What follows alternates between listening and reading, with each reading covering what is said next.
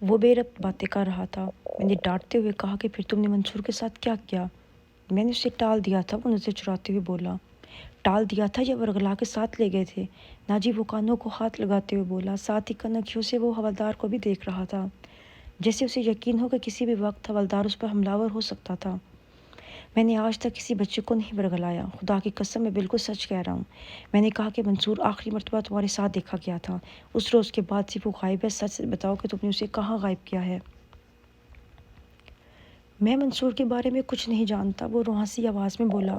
اور موزہ رنگ پور کے منیر حسین کے بارے میں کیا کہتے ہو؟ میں نے زہریلے لہجے میں دریافت کیا۔ وہ آنکھیں پھاڑ کر مجھے دیکھنے لگا مگر خاموش رہا۔ میں نے کہا کہ موزہ شاہ والا جنوبی کا آصف محمود بھی کچھ عرصہ پہلے منصور عالم کی طرح غائب ہو گیا تھا۔ اس کے بارے میں بھی تم کچھ نہیں جانتے ہوگے؟ فضلو کے دیدے حیرت و پریشانی کے سبب اور پھیل گئے۔ میں نے کڑک لہجے میں کہا کہ موزہ مٹھا نٹوانا کا جاوید احمد بھی پرسرار طور پر گمشدہ ہے، اس سلسلے میں بھی تم بالکل علم ہوگے۔ کیوں، میں غلط کیا ہوں فضلو؟ تم ان تینوں گاؤں میں تماشا دکھانے تو نہیں جاتے ہو نا؟ ایک لمحے کے لیے مجھے محسوس ہوا کہ جیسے وہ اپنے قدموں پر کھڑا نہیں ہو سکے گا، لیکن اگلے ہی لمحے اس نے خود کو سنبھالا اور قدر محتاط لہجے میں بولا کہ آپ کی باتیں میری سمجھ میں نہیں آ رہی۔ اس کی سمجھدانی کا علاج میرے پاس ہے جناب، حوالدار نے فضلو کی جانب دیکھتے ہوئے دانت کچکچائے۔ میں اس کے علاج معالجے سے بہت خوشی محسوس کروں گا۔ اسی وقت ASI جہاں زیب کمرے میں آ گیا، وہ چہرے سے خاصا پرجوش دکھائی دے رہا تھا۔ میں نے اس کی طرف دیکھتے ہوئے پوچھا کہ خیریت تو ہے؟ ایک اہم اطلاع ہے، وہ ٹھہرے لہجے میں بولا۔ ہاں ہاں بتاؤ، میں نے کہا۔ میں آپ سے علیحدگی میں بات کرنا چاہتا ہوں۔ ٹھیک ہے، میں نے کہا۔ پھر حوالدار کو ہدایت دی کہ مبارک علی، تم اس مداری کی اولاد کو کچھ دیر کے لیے حوالات میں لے جاؤ، دوسرا سیشن تھوڑی دیر بعد شروع ہوگا۔ حوالدار فضلو کو لے کر وہاں سے چلا گیا۔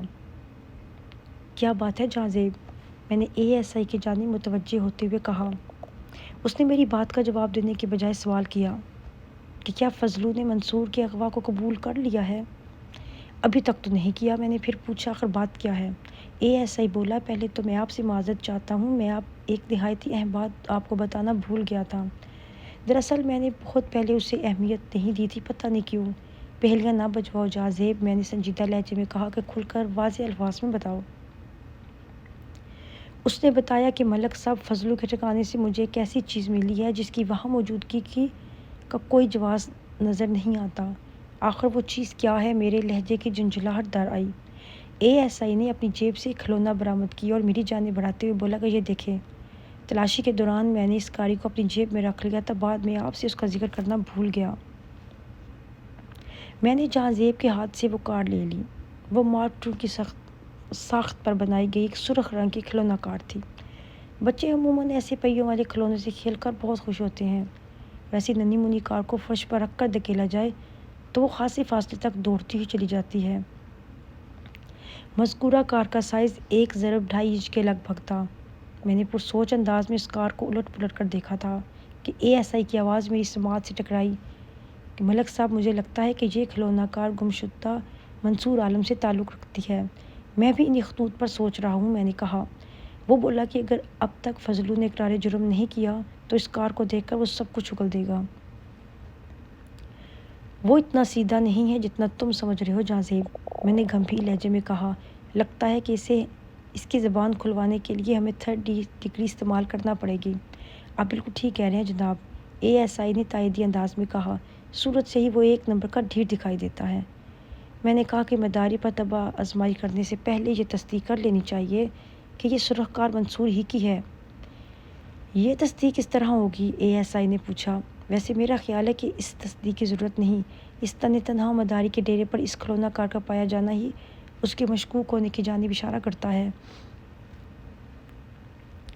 میں نے کہا کہ جہاں زیب، تمہارے پہلے سوال کا جواب تو یہ ہے کہ اس کار کی تصدیق منصور کے باپ سے کی جا سکتی ہے۔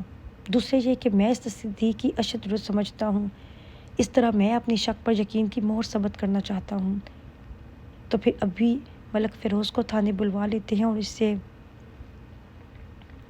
اس دوران میں ایک کانسٹیبل نے اندر آ کر اطلاع دی کہ ملک فیروز عالم بنفس نفیس تھانے میں پہنچ چکا تھا۔ کانسٹیبل کی آمد سے ASI کی بات ادھوری رہ گئی تھی۔ کانسٹیبل نے کہا کہ ملک صاحب، ملک فیروز عالم آپ سے ملنے کی ضد کر رہے ہیں، ہم نے انہیں دوسرے کمرے میں بٹھا رکھا ہے۔ اسے فی الحال وہی بٹھائے رکھو، میں نے رکھائی سے کہا۔ جب میں ضروری سمجھوں گا اسے اپنے پاس بلوا لوں گا۔ کانسٹیبل سلیوٹ کر کے واپس چلا گیا۔ ASI نے کہا کہ ملک صاحب، میں آپ کی خفگی کا سبب سمجھ رہا ہوں۔ ملک فیروز نے DSP سے بات کر کے دراصل ہماری شکایت کی ہے، اسے ایسا نہیں کرنا چاہیے تھا، حالانکہ میں نے اسے منع بھی کیا تھا۔ میں نے چونک کر جہاں زیب کی جانب دیکھا جیسے میری کوئی چوری پکڑی گئی ہو۔ پھر میں نے جلدی سے کہا کہ نہیں، ایسی کوئی بات نہیں جہاں زیب، دراصل میں کچھ اور سوچ رہا ہوں۔ اس بات کا اقرار کرنے میں کوئی آڑ نہیں سمجھتا کہ ملک فیروز کی طرف سے میرے دل میں بہت غصہ تھا اور اس کی یہ حرکت مجھے قطعاً پسند نہیں آئی تھی۔ تاہم ایک بات کی وضاحت کر دوں کہ میں نے کبھی اپنے فرائض کی راہ میں ذاتیات کو خارج نہیں ہونے دیا۔ اس وقت بھی ASI کی بات سنتے ہی میرے اندر ملک صفدر حیات تھانے دار بیدار ہو گیا اور میں نے فیروز عالم کے خلاف ساری ناراضگی کو فراموش کر دیا۔ میں تھوڑی دیر تک آنکھیں بند کیے خاموش بیٹھا رہا۔ پھر ملک فیروز کو اپنے کمرے میں بلا لیا۔ وہ مجھے اور ASI کو سلام کرنے کے بعد کرسی کھینچ کر بیٹھتے ہوئے اضطراری لہجے میں بولا کہ مجھے پتہ چلا ہے آپ نے مداری فضلو کو گرفتار کر لیا ہے۔ اس کا روح سخن میری جانب تھا۔ تاہم جواب ASI نے دیا کہ اب تک یہ خبر کس طرح پہنچ گئی ملک فیروز صاحب؟ آخر میرے اپنے بھی کچھ ذرائع ہیں۔ ملک فیروز نے ASI کی جانب دیکھتے ہوئے کہا، آپ کو تو معلوم ہے کہ میں اس علاقے کی بااثر شخصیت ہوں۔ ASI نے طنزیہ لہجے میں کہا کہ جی ملک صاحب، آپ بالکل درست فرما رہے ہیں، آپ واقعی بہت بااثر اور پہنچ والے ہیں۔ DSP صاحب تو آپ کے دوستوں میں شامل ہیں۔ اچھا، تو آپ کا لہجہ اس لیے بدلا ہے کہ میں DSP کے پاس چلا گیا تھا؟ ملک فیروز نے